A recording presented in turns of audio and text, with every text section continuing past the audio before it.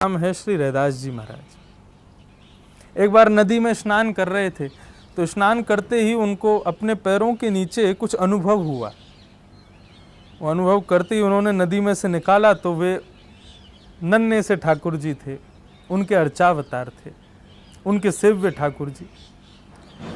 अब तो रैदास जी इतने प्रसन्न हो गए कि ठाकुर जी स्वयं अपनी सेवा करवाने के लिए मेरे समीप आ गए, बड़े आनंदित हो गए। जिस प्रकार मानव सुबह से शाम तक अपनी इंद्रियों की इच्छाएं पूरी करता रहता है, उसी प्रकार श्री रैदास जी केंद्र में रखते अपने लाल जी को और पूरे दिन उनकी इच्छा पूरी करते। कभी पद सुनाते, कभी नृत्य करते, कभी माला पहनाते, कभी भोग बनाते, कभी कुछ आदि। ऐसा मैंने सुना है कि रैदास जी ने वो जहाँ रहते थे, जिस परनकुटी में रहते थे, उसके प्रत्येक कोनों को अलग अलग नाम दे रखा था। एक कोना बद्रीनाथ, एक द्वारिकाधीश, एक रंगनाथ और एक जगन्नाथ। अब बोले कि इतना मैं समर्थवान नहीं हूँ कि सब जगह दर्शन करने जा सकूँ, तो अपने लाल जी से कहते, लाल जी अब तो हम जा रहे हैं जगन्नाथपुरी। तो एक कोना जिसका नाम जगन्नाथ था उसी में जाकर बैठ जाते। बोले अब जगन्नाथपुरी में नेत्र बंद करके जगन्नाथ स्वामी नयन पथगामी भवतु में उनका दर्शन करते। ऐसा भाव। अपनी कुटिया में ही सारे तीर्थ, सारे धामों का दर्शन करते थे।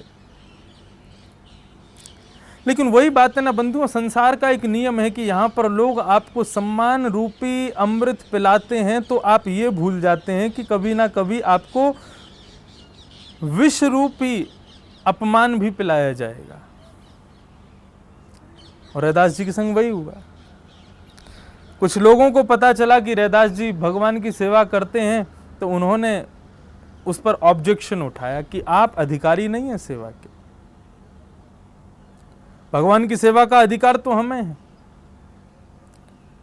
और बात यहां तक पहुंच गई कि उस नगर के राजा को जाकर के उन्होंने कह दिया कि आप रैदास जी के ठाकुर जी को उनसे विमुख कीजिए और हमें दिलवाइए, अधिकार हमारा है सेवा का।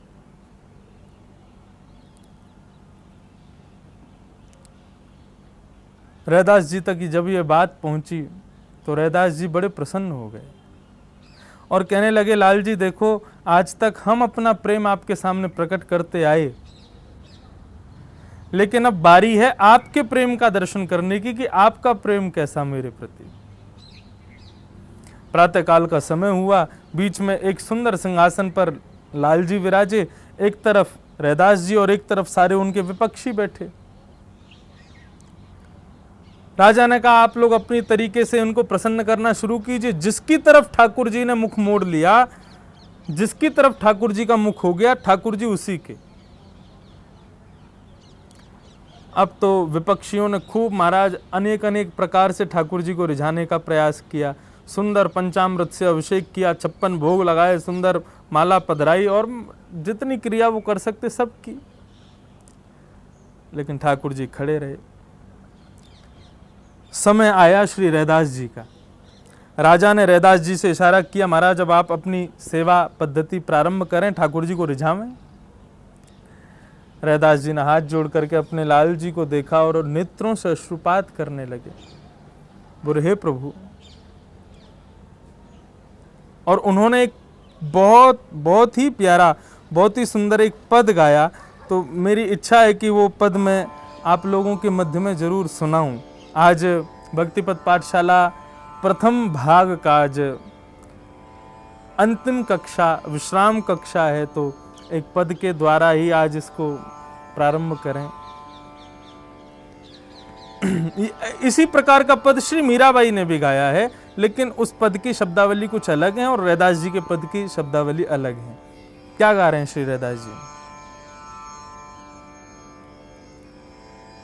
जो तुम तोरो राम, मैं नाही तोरू रे, तुम संग तोड़ कवन संग जोड़ू रे, जो तुम तोड़ो राम, मैं नाही तोड़ू रे, मैं नाही तो। मैं अपने अपनो मन हरि सो जोड़ो, मैं अपनो मन हरि सो जोड़ो, हरि सो जोरी सबन सो तोड़ो, जो तुम तोड़ो राम मैं नाही तोड़ूं रे, तुम संग तोड़ राम कौन संग जोड़ूं रे, जो तुम तोड़ो राम। सब ही पहर तुम्हारी ही आशा, सब ही पहर तुम्हारी आशा, मन क्रम वचन कहे रे दासा, जो तुम तोड़ो राम मैं नाही तोड़ूं रे, तुम संग तोड़ राम कौन संग जोड़ूं रे, जो तुम तोड़ो राम। और ये पद श्री रैदास जी नेत्र बंद करके गाते जा रहे थे, नेत्रों से अश्रुपात होता जा रहा था। दोनों भुजाएं उठा करके जब भावावेश मुद्रा में आए हैं, समस्त नगरवासियों के मध्य में, राजा के मध्य में, देखते ही देखते उनके लाल जी अपने सिंहासन से उठ करके आए और रैदास जी के गले में आकर के गले लगा करके बैठ गए। इसे कहते हैं निष्काम प्रेम।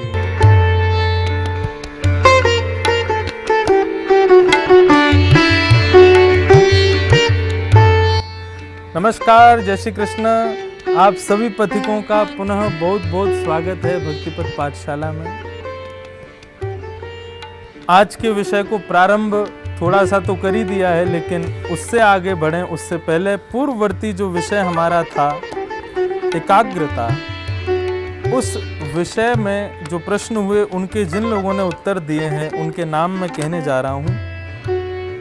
फेसबुक पर जिन्होंने सही उत्तर दिए वो 10 लोग हैं।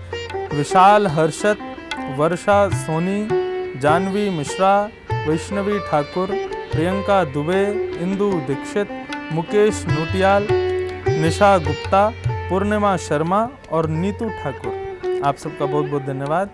इंस्टाग्राम पर जिन्होंने सही उत्तर दिए हैं उनके आईडीज के नाम हैं वैभव 444, पॉल, दुलाल, चंद्र, जैन, रवीन, सीता 5500 और पीएम मुखर्जी। 5 नाम केवल इंस्टाग्राम से और 10 नाम फेसबुक से। उत्तर बहुत सारे लोगों ने दिए हैं, लेकिन ये कुछ नाम ही मैं प्रस्तुत कर रहा हूं आपके आगे। तो आज भक्तिपथ पाठशाला का प्रथम भाग का विश्राम दिवस है। आप लोग ऐसा सोच भी रहे होंगे कई लोग कि भैया इतनी जल्दी कैसे, और कई लोगों को आनंद भी आ रहा होगा, बढ़िया छुट्टी मिल जाएगी। लेकिन मैंने किसी को बांध के नहीं रखा था इसमें। भाव केवल इतना था कि मैं भक्तिपथ पाठशाला के द्वारा ये नया विचार जैसा आया कि ऐसा कुछ किया जाए, लेकिन मैं थोड़ा श्योर कम था कि इतने लोग इससे प्रभावित होंगे क्या, लोगों को वास्तव में मेरे बताने का तरीका या इस प्रकार से आप लोगों के मध्य आने का तरीका, उससे कुछ बदलाव मैं कर भी पाऊंगा कि नहीं। तो मैं उसके प्रति थोड़ा सा श्योर कम था, इसलिए केवल मैंने एक प्रयास मात्र जैसा प्रारंभ किया था कि देखूं कि कैसा इसका स्वरूप लग रहा है। और मैं सच बताऊं, मैं बहुत प्रसन्न हुआ जब मैंने देखा कि आप सब लोग इतने आनंदित थे, इतने उत्साह में आप लोगों का सुंदर रिप्लाई आते थे, मैसेजेस आते थे, कमेंट्स आते थे, वो सब देख करके बहुत प्रसन्न था। यहाँ तक कि आप लोगों के साथ साथ पूज्य हमारे पिताजी महाराज, माताजी भी, वे सब भी पाठशाला का दर्शन करते थे। और ऐसा नहीं है कि परीक्षा के समय मैं उनको उत्तर बता देता था, उनकी भी परीक्षा होती थी और उनकी परीक्षा में स्वयं बैठ करके लेता था, और वे लोग भी बड़े आनंदित थे।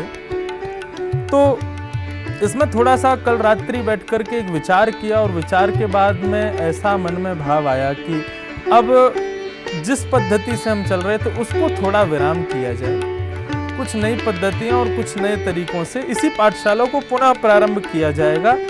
कब किया जाएगा वो मैं कल शाम को आप सबके मध्य में फेसबुक पर स्वतंत्र लाइव आऊँगा और उस समय फिर मैं थोड़ा और विमर्श करके आप सबके मध्य में बताऊँगा। तो आज की इस विश्राम पाठशाला को हम प्रणाम करें।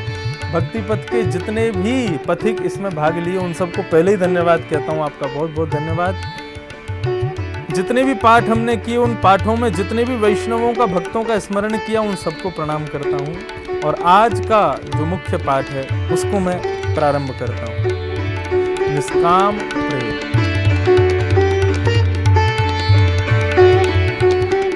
निष्काम प्रेम मतलब कामना से रहित प्रेम। प्रेम शब्द जब हम सुनते हैं तो प्रेम शब्द सुनते ही बहुत सारे विचार भावनाएं मन में प्रकट हो जाती हैं। माँ का पुत्र के प्रति, पिता का पुत्री के प्रति, बहन का भाई के प्रति, पति का पत्नी के प्रति, संसार के प्रति, व्यापार के प्रति, धन के प्रति, ये सब प्रेम के रूप हमने बना रखे हैं, लेकिन ये प्रेम नहीं है। प्रेम इतना सस्ता नहीं हो सकता कि उसका कोई बखान कर सके। भक्ति के आचार्य श्री नारद जी महाराज से पूछा गया कि आप इतने बड़े प्रेम के प्रवर्तक हैं, भक्ति के आचार्य हैं, आप अपनी वाणी में बताइए प्रेम किसे कहते हैं। तो श्री नारद जी महाराज नारद भक्ति सूत्र में कहते हैं अनिर्वचनीयम प्रेम स्वरूपम। नारद जी कहते हैं नारद भक्ति सूत्र में कि प्रेम के स्वरूप को कोई बोल ही नहीं सकता, वो बोलने का विषय ही नहीं है, वो कहने का विषय ही नहीं है। मतलब स्पष्ट मना कर दिया कि कुछ कह ही नहीं सकते। तो फिर काय को आज की पाठशाला निष्काम प्रेम के ऊपर लेके बैठे हम। नारद जी थोड़ा तो प्रयास करो। आपने नारद भक्ति सूत्र लिखा और उसमें इतने सारे प्रेम की परिभाषाएं लिखी, भक्ति की परिभाषा, लेकिन कुछ तो बताइए प्रेम कहते किसको हैं। नारद जी बोले भैया तुम लोग मेरी मनस्थिति समझोगे नहीं, मैं सच में इसका बखान नहीं कर सकता। बोले क्यों नहीं कर सकते? तो कहते हैं मुकास्वादनवत। मुकास्वादनवत मतलब बोले कि जिस प्रकार किसी व्यक्ति के पास बोलने की शक्ति ना हो, वो गूंगा हो, ऐसे व्यक्ति को आप रसगुल्ला खिला दो और रसगुल्ला खिला करके कहो कि भैया बताओ तो सही कैसा है रसगुल्ला, तो क्या गूंगा व्यक्ति बता पाएगा कि रसगुल्ले का रस कैसा है? नहीं बता पाएगा। कितना भी प्रयास कर ले लेकिन बता नहीं पाएगा। अब प्रश्न तो ये भी उठता है कि भाई गूंगे के पास वाणी नहीं है इसलिए नहीं बता पा रहा। नारद जी बोले तो किसी विद्वान को लाके रसगुल्ला खिलाओ और उससे पूछो कि रसगुल्ला कैसा है। तो विद्वान भी क्या कहेगा? बोले मीठा है। बोले कैसा मीठा? बोले गन्ने जैसा। गन्ना कैसा होता? बोले गुड़ जैसा। गुड़ कैसा होता? चीनी जैसी। अंत तो गत्वा उत्तर क्या आएगा?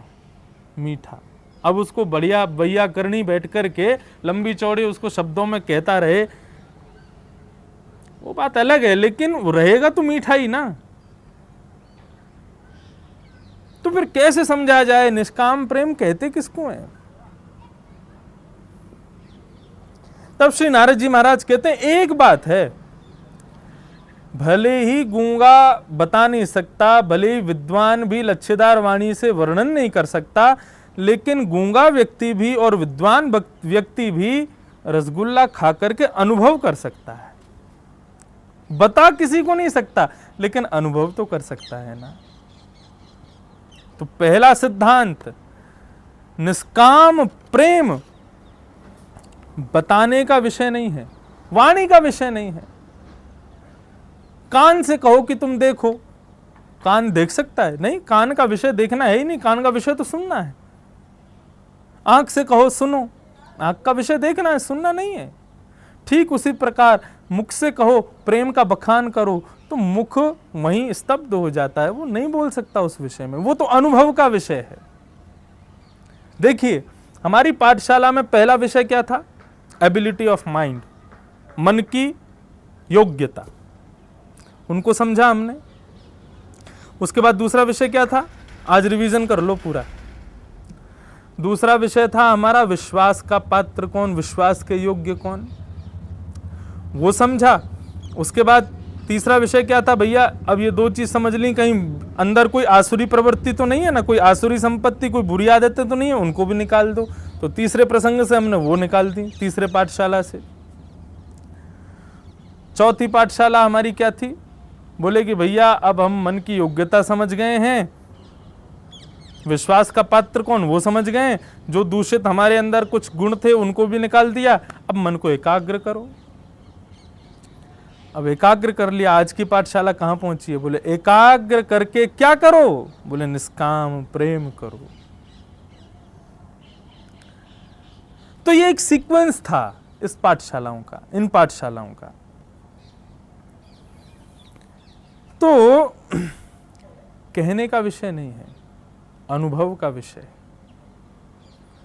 गौरांग महाप्रभु बैठकर के अपने शिष्यों को प्रवचन सुना रहे थे और वे अपने प्रवचन में विशेष रूप से कहते थे कि वो साधन, वो साधना, वो भक्ति, वो सत्संग तभी सिद्ध मानिएगा जब कृष्ण विरह में तुम्हारे नेत्रों से 2 अश्रु बिंदु निकले। कृष्ण विरह में तुम्हारे नेत्रों से जब अश्रुपात होने लग जाए तो समझिएगा तुम्हारी साधना, तुम्हारी भक्ति, तुम्हारा नाम जब, तुम्हारा सत्संग, ये सब फलीभूत हो रहा है। जब गौरांग महाप्रभु जी जब प्रवचन करते तो सबके नेत्रों से अश्रुधार बहती थी, लेकिन उनकी भी पाठशाला थी और उस पाठशाला में एक कठोर दिल वाला व्यक्ति बैठता था, उसके एक आंसू नहीं निकलता था। चारों तरफ देखता, सबके आंखों में आंसू, लेकिन उसके आंसू नहीं निकलते तो बहुत दुखी होता था। और महाप्रभु जी बार बार बस इसी बात को कहते, किस घमंड में बैठे हो, किस अभिमान में बैठे हो, ये नेत्र तुम्हारे नहीं है, हाथ तुम्हारे नहीं है, पैर तुम्हारे नहीं है, कुछ भी तुम्हारा नहीं है, जिसने दिया उसको स्मरण करो, उसके स्मरण में 2 अश्रुबिंद बहाओ। व्यक्ति परेशान हो गया, बोले कि महाप्रभु जी रोज कहते हैं रोएंगे नहीं तब तक हमारी भक्ति श्रेष्ठ नहीं मानी जाए, मैं रोऊं कैसे। उसने विचार किया और दूसरे दिन वो जब सभा में बैठने के लिए जा रहा था तो उसने एक कपड़े में कुछ मिर्च रख ली और कपड़ा बांध करके पोटली बना करके और सत्संग में पहुंच गया। अब जैसे ही महाराज भावावेश मुद्रा में प्रकट हुए श्री महाप्रभु जी और उनके प्रवचन सुनकर के प्रत्येक बैठे हुए साधक के नेत्रों में अश्रुपात होने लगे, इतने में ही उस व्यक्ति ने देखा कि मैं तो रो नहीं पा रहा हूं। उसने मिर्ची के हाथों को अपनी आंख से लगाया और जैसी आंख से लगाया तो उसके भी आंसू बहने लगे। अब तो वो भी उन लोगों के साथ में आनंद विभोर होकर के रोने लगा। 1 दिन 2 दिन कुछ दिन तक तो ऐसे ही करता रहा। तीसरे चौथे दिन किसी ने उसको नोटिस किया, बहुत दिन से नोटिस कर रहा था। उसने देखा कि अरे राम राम राम, बताओ ये प्रवचन में ढोंग करता है और मिर्ची आंख में लगा करके और उससे आंसू बहाता है। वो व्यक्ति उठा जाकर के महाप्रभु जी के पास गया, बोले प्रभु आपके ये प्रवचन में ये व्यक्ति बैठा है ना, ये बहुत कठोर दिल वाला है, लेकिन ये 4 दिन से रो रहा था, मुझे संदेह था, मैंने देखा तो इसके हाथ में मिर्ची के पोटली है, ये उससे अपने आंखों से आंसू निकालता है। महाप्रभु जी ने उसको बुलाया, क्यों भाई ऐसा क्यों करते हो। दुखी हो गया, खिन्न मन से कहने लगा, बोले मैं क्या करूं, मैं खूब समझाता हूं अपने मन को, भाई तू थोड़ा रोया कर। गुरुजी रोज रोज कहते हैं कि सत्संग में रुदन नहीं हो तब तक अपना सत्संग श्रेष्ठ मत मानना। मैं इसको रोज कहता हूं तू भी उस लीला में पहुंच करके उस दृश्य का दर्शन किया कर, लेकिन ये मानता ही नहीं, रोता ही नहीं है। लेकिन आप कहते हैं बिना रोए साधन की सिद्धि नहीं होती, निष्काम प्रेम प्रकट नहीं होता। मैंने सोचा मैं क्या करूं, तो मैंने कहा तस्मात् केनाप्युपायेन मनः कृष्णे निमेषयेत्, किसी भी उपाय से सही कार्य की पूर्ति होनी चाहिए। तो मैं मिर्ची ला करके अपने आंख में लगा लेता हूं, रो देता हूं। महाप्रभु जी खड़े हो गए, उसको अपने हृदय से लगा लिया, बोले बड़े प्रसन्न हो गए।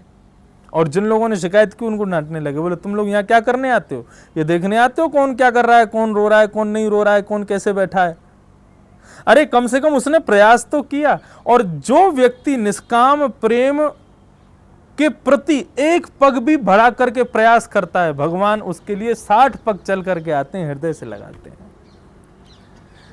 महाप्रभु जी ने कहा कि अब दूरी नहीं है, कृष्ण तुमसे दूर नहीं है, तुम प्रयास कर रहे हो, ये प्रयास ही उनको प्रिय है। मैंने एकाग्रता के विषय में, अभ्यास के विषय में कहा, अभ्यास भगवान स्वयं कहते हैं, अर्जुन अभ्यास बहुत जरूरी है, आप अभ्यास तो करो। निष्काम प्रेम, तो मैंने निष्काम प्रेम के ऊपर मैं कुछ नोट डाउन किए हैं। कोई 4 लोगों के नाम मुझको समझ में आए हैं, अपनी मति से मैं ये कह रहा हूं। और निष्काम प्रेम के इन 4 आचार्यों के 4 गुण हैं, वही 4 गुण निष्काम प्रेम में परिलक्षित होते हैं। जहां नारद जी नहीं बोल सकते, वहां मैं कुछ कहने का प्रयास कर रहा हूं, तो आप लोग समझ लीजिएगा कि निष्काम प्रेम पर प्रवचन करना कितना मुश्किल है।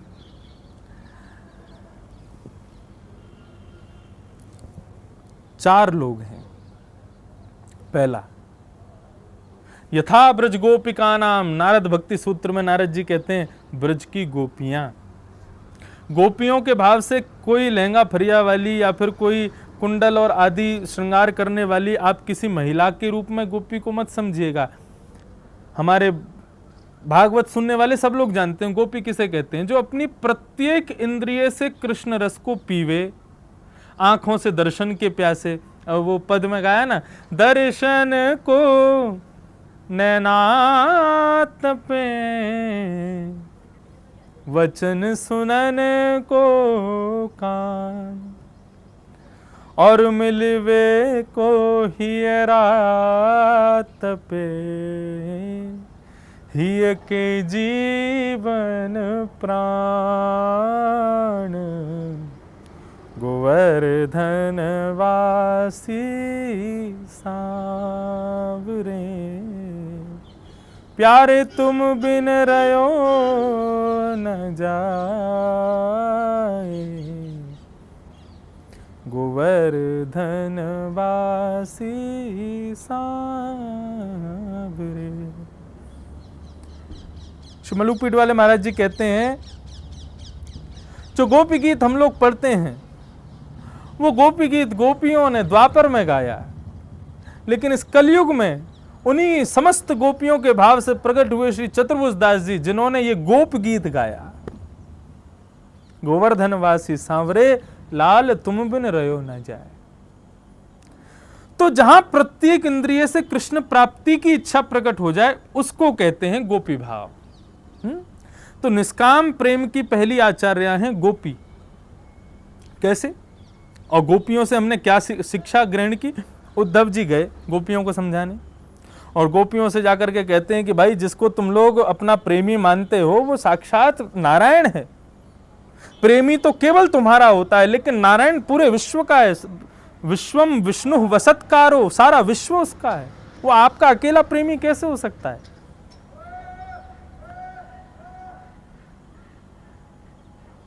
उद्धव जी की इस बात को सुनकर के गोपियां कहने लगी, बोले उद्धव, तुम हमें क्या बता रहे हो कि वो कौन है? गोपी गीत की एक पंक्ति आती है, न खलु गोपिका नंदनो भवान, अखिल देहि नाम अंतरात्म दृक्। आज विश्राम है, इसलिए गोपियों को भी प्रणाम और सबको प्रणाम कर रहा हूं मैं, भाव से सुनिएगा। गोपियां कहती हैं, कन्हैया नखलु गोपिका नंदनो भवान, तुम नंद नंदन नहीं हो, तुम यशोदा नंदन नहीं हो, हम सब जानती हैं तुम कौन हो। कौन हो? बोले ब्रह्मा जी की आज्ञा से सारे अखिल देही नाम अंतरात्म दृक्, समस्त संसार में रहने वाले लोगों के हृदय में रहने वाले तुम उन सब की आत्मा परमात्मा हो, साक्षी हो उन सब के। ब्रह्मा जी की आज्ञा से तुम यहां पृथ्वी पर पधारे हो, हम सब जानती है तुम कौन हो। तो गोपियां तो जानती हैं वो ईश्वर है, लेकिन फिर भी प्रेम भगवान से। और गोपियां फिर कहती हैं, कन्हैया उद्धव तुम कहते हो कि अपना मन उनसे हटा लो, किसी और में लगा लो। अरे कोई हमारे पास 20-25 मन नहीं है कि एक उसको दे दें, उसको दे दें, किसको दे दें, तुम भी रख लो, तुमसे भी प्रेम। हमारे पास एक ही मन था, और वो एक मन भी हमने ठाकुर जी को दे दिया। मन ना रहे 10-20, एक हतो सो गयो श्याम संग। एक ही था हमारे पास, वो भी गया शाम के साथ में। अब किस में लगाए मन को? गोपियों की भावावेश मुद्रा है। हमारे जैसा मन नहीं है, ले भैया तो तू प्रेम है, तू मेरो प्यारो है, तू भी मेरा है, तू भी मेरा, सबको अपना बनाते हैं, सब में अपना प्रेम लगा देते हैं। मैं हमेशा से कहता आया हूं और आगे भी कहता रहूंगा, अंतिम श्वास तक कहता रहूंगा, बिन गोपाल को नहीं अपनो। संसार में कोई अपना नहीं है, कोई भी नहीं। तो गोपियां ये निष्काम प्रेम की पहली आचार्य, और इनसे हमने क्या सीखा कि they do not expect anything, मतलब आशा नहीं करती हैं। हमारे प्रेम में सामने वाले से आशाएं होती हैं कि तुम क्या करोगे हमारे लिए, हम तुमसे प्रेम करते हैं, लेकिन गोपियों के प्रेम में आशा नहीं है। तत् सुखे सुखित्वम, तुम जिसमें सुखी हो हम उसमें सुखी हैं। तो पहली प्रेम निष्काम प्रेम की आचार्य कौन? गोपी। दूसरे कौन है? भगवान। भगवान प्रेम के दूसरे आचार्य हैं निष्काम प्रेम के। अहम भक्त पराधीन, श्रीमद् भागवत में भगवान कहते हैं मैं अपने भक्तों के पराधीन हूं, पूरा विश्व मेरे पराधीन है।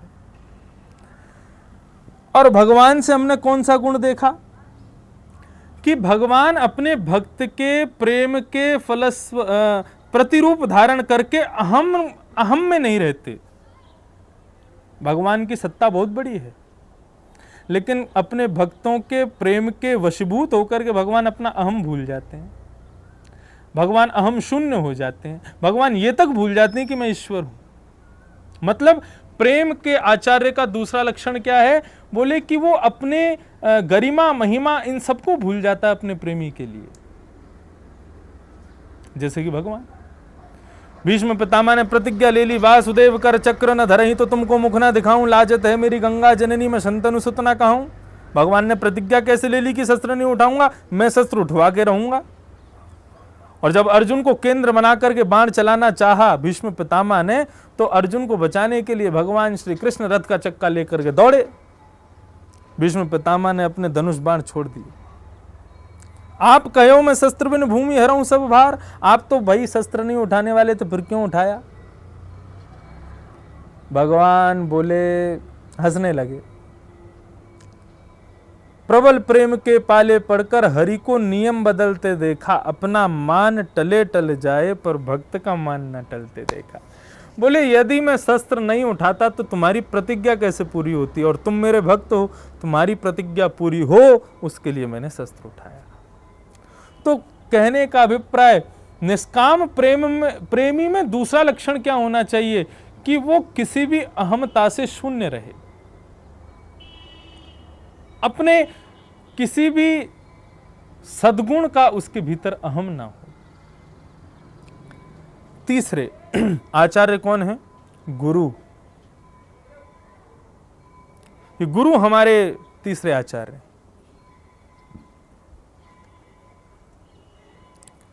और गुरु का लक्षण क्या है? अब प्रकट प्रेम शिष्य के प्रति। प्राकट्य रूप से तो रोष दिखाएंगे, क्रोध दिखाएंगे, मारेंगे, पीटेंगे, डांटेंगे, फटकारेंगे, लेकिन हृदय से उतना ही प्रेम करते हैं। ये निष्काम प्रेमी का तीसरा लक्षण है कि वो अपने प्रेम को सब जगह गाता नहीं, डोलता है, प्रकट नहीं करता। मैं उनसे प्रेम करता हूं, मैं उनसे प्रेम एक रतन है, प्रेम एक धन है, और उस धन को सदैव गुप्त रखो। धन का प्रचार कर दोगे कि मेरे घर में धन कहां रखा है, तो चोरी हो जाएगा। ऐसे ही प्रेम का भी प्रचार कर दोगे, प्रेम भी चोरी हो जाएगा। इसलिए गुरु तत्व से, गुरु आचार्य से हमने क्या सीखा कि प्रेम को प्रकट मत होने दो, अप्रकट रखो। तो ये तीसरे आचार्य हैं निष्काम प्रेम के गुरु।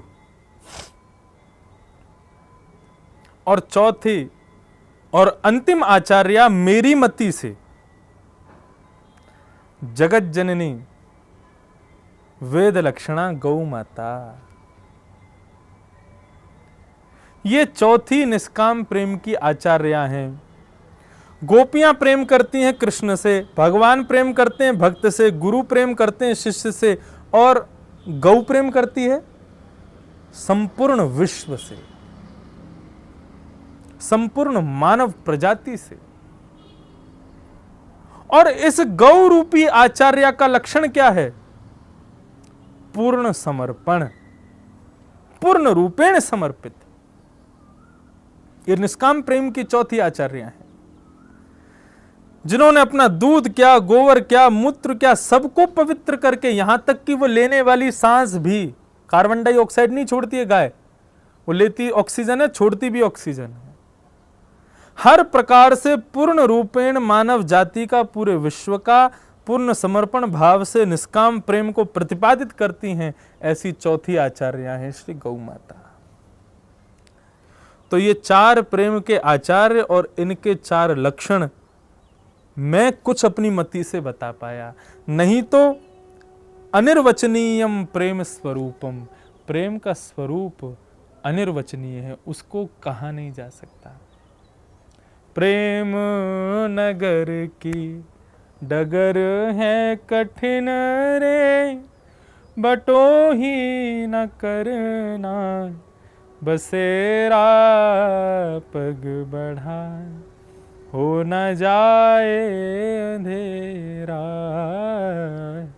पग बढ़ा हो न जाए अंधेरा। आप सभी पथिकों को बहुत बहुत प्रणाम करता हूँ, बहुत बहुत जय श्री कृष्ण। इन 5 दिवस की कक्षाओं में आप लोगों को जो भी अपनी मति से मैं बता पाया, बस यही प्रार्थना करता हूँ, उन सब बातों को जीवन में उतारने का प्रयास कीजिएगा। वे जरूर किसी न किसी रूप में आपकी सहायता ही करेंगे, उनसे आपका किसी भी प्रकार का कोई नुकसान नहीं होने वाला है। और मेरी मेहनत का भी थोड़ा सा आप लोग ध्यान रखेंगे तो उसको जरूर अपने जीवन में अपनाएंगे। पुनः जल्दी मिलूंगा अगली पाठशाला में भाग 2 के साथ में, और वो कब प्रारंभ होगी, कैसे प्रारंभ होगी, इसका मैं पूर्ण प्रयास कल शाम 6-7 के बीच में फेसबुक पर लाइव आकर के मैं आप सबके मध्य कहने का प्रयास करूंगा।